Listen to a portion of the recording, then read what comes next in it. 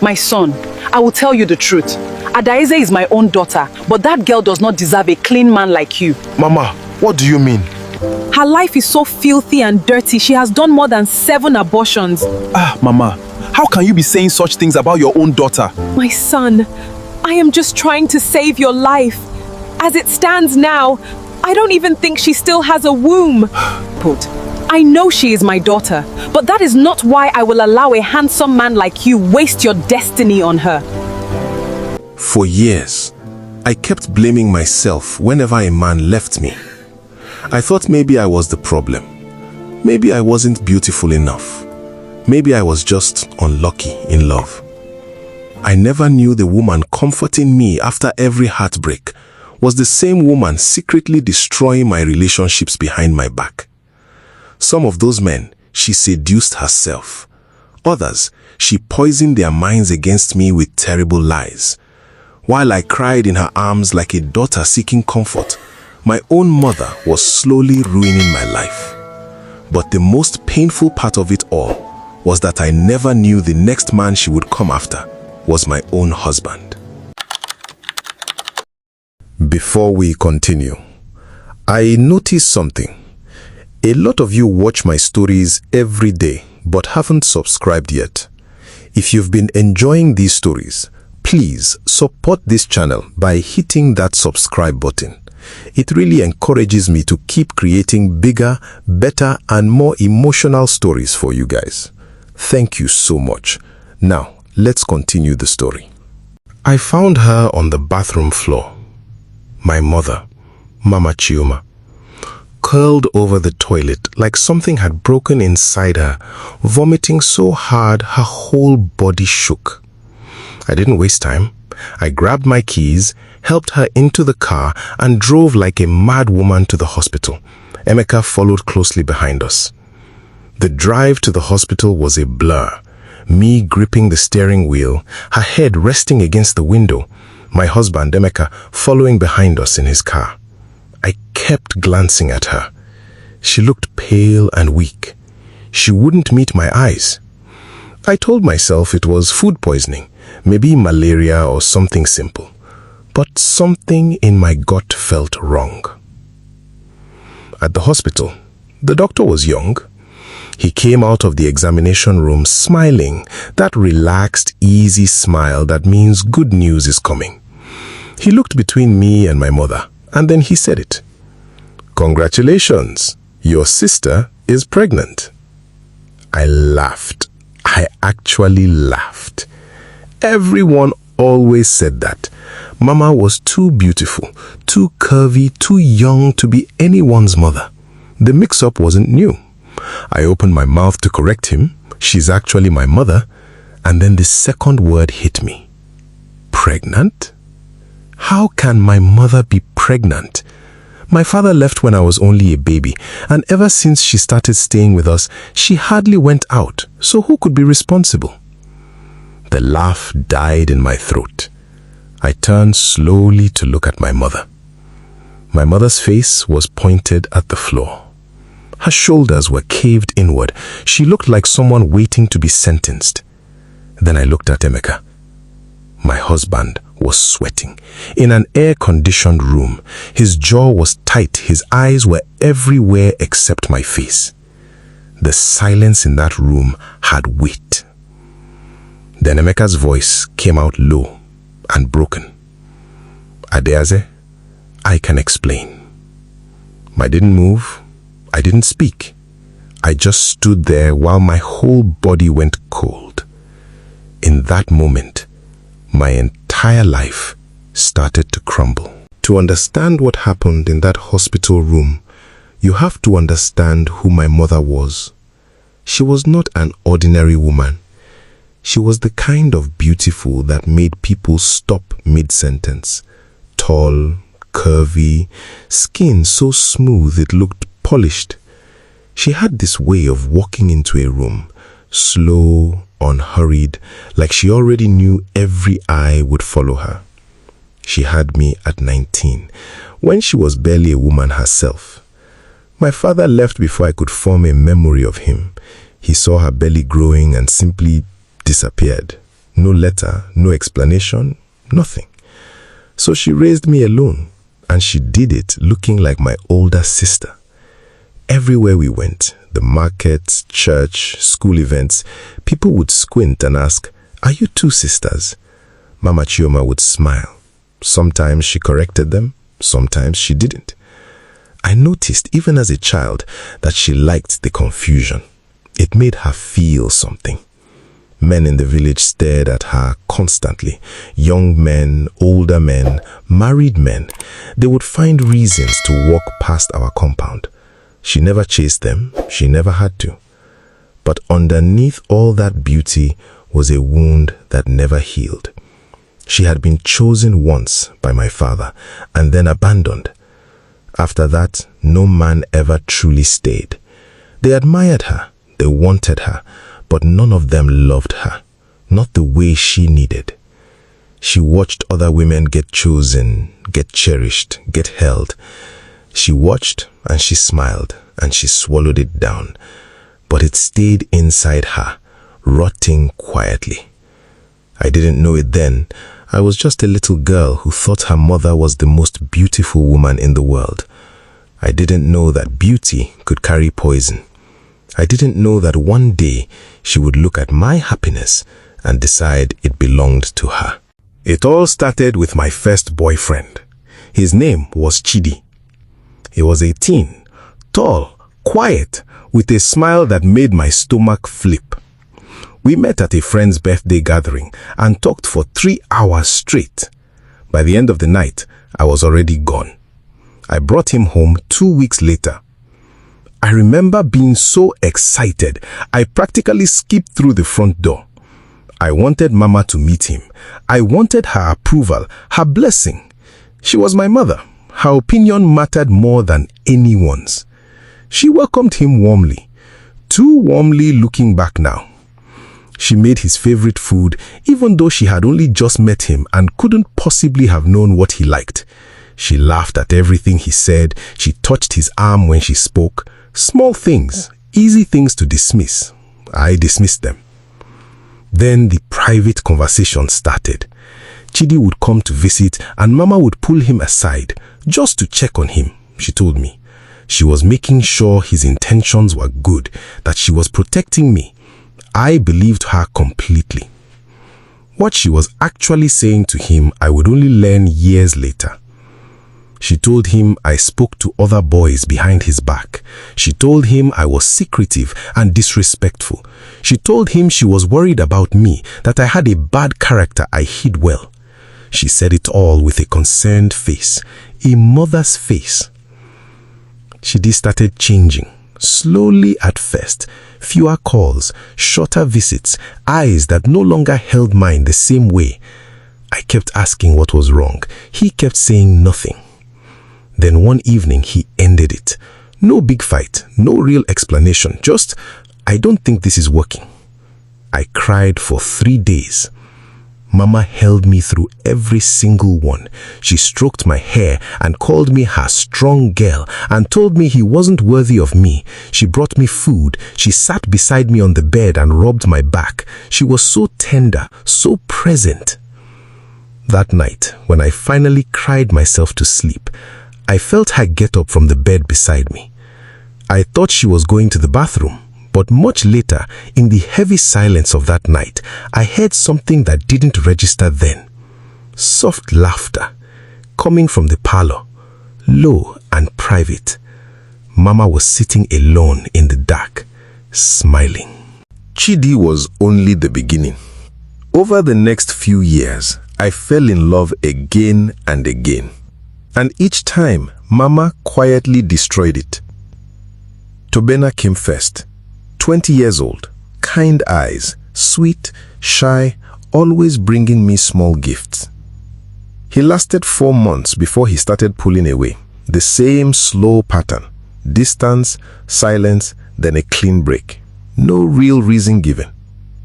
Then came Ifeanyi, then Shegun, then a man named Roland, who I genuinely thought was the one. Roland was different, older, stable, serious about me. We talked about the future, about children, about a life together. He disappeared in 6 weeks. Each time, the method changed slightly. With Tobena, Mama played the lonely widow, sitting with him for long private hours, letting him feel needed, letting the emotional intimacy build until something shifted. With Ifeanyi, she used a different weapon: soft laughter, lingering touches, and compliments that made him feel like a man. I watched her do it, but I told myself I was imagining things. With Roland, the one I cared about most, she told him I was seeing other men, that I had a wild side I was hiding, that I would break his heart one day. He just stopped calling and never explained why. And every single time, Mama was right there, rubbing my back, bringing me pepper soup, telling me the right man was coming, whispering that these boys didn't deserve me. Her voice so gentle, her arms so warm, and I believed her every time. Because why would I not believe her? She was my mother, the one constant in my life, the one person I was supposed to trust completely. But something was happening to her beneath all that performance. Each time a man chose her attention over mine, something dark inside her lit up. She was no longer just a hurt woman. She was addicted to being wanted, addicted to winning. She had started competing with me, not as a mother competing with a daughter, but as a woman competing with a fellow woman. And she was winning. Every heartbreak of mine was a quiet victory for her. Every tear I cried confirmed something she needed to believe, that she was still beautiful, still the most desirable woman in any room, even if that room was her own home, even if the only competition was her own daughter. I had no idea. I just kept falling in love and she kept burning it down, and I kept crawling back to her arms without ever realizing those same arms were the ones setting my life on fire. Until Emeka came. I met Emeka at a dinner party. I almost didn't go to that dinner party. A colleague had been begging me for weeks. Just come, Adaze, stop sitting at home. But I was tired of people, tired of trying, tired of opening myself up only to end up back in that same dark place. But my colleague kept insisting, so I dragged myself there. That was the night I met Emeka. He sat across the table, tall, handsome, with a quiet confidence that didn't need to shout. He wasn't loud, he wasn't performing. He was just calm, the kind of calm that doesn't need to announce itself. We ended up talking long after everyone else had left, about work, about family, about the kind of small things that somehow reveal everything about a person. He called me the next morning. Not a text, a call. I noticed that. He was 28, successful without being arrogant about it. He listened, really listened, in a way no man had ever bothered to before. He remembered details, he showed up when he said he would. He was patient with me, even when I was guarded and distant and waiting for the familiar signs of something going wrong. Nothing went wrong. For the first time in my adult life, love felt safe. Our wedding was beautiful. I wore ivory, the church was full, my friends danced until their heels broke. I cried twice before I even reached the altar. Once when I saw Emeka's face, and once when I thought about how long and how hard the road had been to get to that moment. Mama sat in the front row in a deep green lace. She looked stunning. She dabbed her eyes during the vows. She hugged me so tightly afterwards that I felt it in my ribs. She seemed proud. She seemed happy. I believed her. What I didn't know was that Mama had barely paid attention to Emeka during those early months. She was still secretly seeing one of my old ex-boyfriends and collecting money from him.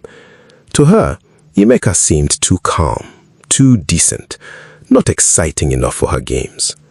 So she left him alone, for a while. But on our wedding night, as Emeka held me close on the dance floor and looked at me like he was his whole world, like I was the only woman in that room, I caught a glimpse of Mama watching us from her seat. Her smile didn't reach her eyes. And for the first time in years, she felt like she was losing the competition. 6 months after the wedding, I got a call from a neighbor back in the village. She said Mama Ifoma had not been herself. I already knew something had happened with the man she had been secretly seeing, one of my old ex-boyfriends who had somehow stayed in her life long after our relationship ended. I didn't know the full details then. I only found out later that he had collected a significant amount of money from her over several months. Rent money, savings, things she had quietly gathered over years. Then he vanished. No goodbye, no explanation. He just disappeared. The same thing my father did to her decades ago. She was left completely alone. For the first time in a long time, she felt old, unwanted, empty. The beauty that had always opened doors for her suddenly felt like it was fading. No one was chasing her anymore. The village women whispered behind her back. The attention she once enjoyed had dried up. I felt sorry for her. Of course I did. She was my mother. So when she called and asked if she could come stay with us for a while, I said yes without hesitation. She arrived on a Tuesday afternoon. I watched her step out of the car and look up at our house. The clean compound, the polished floors visible through the open front door, the quiet evidence of a comfortable, stable life. Something moved across her face. I thought it was relief, maybe gratitude. It wasn't. That evening, Emeka came home early. He greeted her warmly, showed her to the beautiful guest room he had prepared. He poured her a cold drink and sat with her. He asked her about her journey and actually listened while she talked. He treated her with respect and kindness. I saw her watching him. Not the way a mother-in-law watches a son-in-law, the way a woman watches something she wants. Later that night, I heard her moving quietly through the house. I found her standing in the doorway of our sitting room, looking at the framed wedding photos on the wall. Emeka and I on the dance floor, Emeka kissing my forehead, both of us laughing at something neither of us could remember anymore. She stood there for a long time. I know now what she was thinking. Life gave my daughter everything it denied me. She had come to our house to rest, to heal, to be a mother. But standing in that doorway, something darker woke up inside her, and she had not come this far to leave empty-handed. She was not ready to lose this competition. It started small enough that I missed it completely. The first thing I noticed and dismissed was her dressing. Mama had always taken care of herself, so when she started wearing tighter clothes that showed her curves, shorter nightgowns, I thought nothing of it. She was just being herself. Then I started noticing the timing. She would appear in the kitchen exactly when Emeka came down for water late at night. She would position herself at the top of the stairs when he was leaving for work, just to say goodbye, she said. She found reasons to touch him. A hand on his shoulder when she laughed, fingers brushing his arm when she passed him something. She started asking him for help with little tasks, changing a light bulb, carrying heavy bags, opening jars, things she never needed help with before. Small things, easy to explain away. But Emeka felt it and started avoiding her. He came home later from work. He spent more time in our bedroom. He made excuses not to sit inside the sitting room with us in the evening. Once, I even saw him quietly move to another chair when she tried sitting close to him. I asked him what was wrong. He said nothing, just smiled tightly and told me he was tired from work. I believed him. Once, I came home early and found Mama sitting very close to him on the sofa. She was telling him about her past, her pain, her loneliness, her years of being abandoned, how no man had ever truly seen her. Her voice was soft, almost fragile. Emeka looked deeply uncomfortable, leaning slightly away, nodding stiffly like a man trying to be respectful while every instinct told him to leave the room. He saw me and stood up immediately. The relief on his face was visible. I thought nothing of it. What I didn't know was that Emeka had already started considering telling me what was happening. He rehearsed it in his head multiple times, but every time he got close, doubt stopped him. What exactly would he say? That her mother was flirting with him? Would I believe that? Or would I think he was just trying to make my mother look like an evil person so we could send her back to the village? So he said nothing. And Mama read his silence correctly. She understood that he was trapped between loyalty and fear. And she understood something else, something that had always driven her.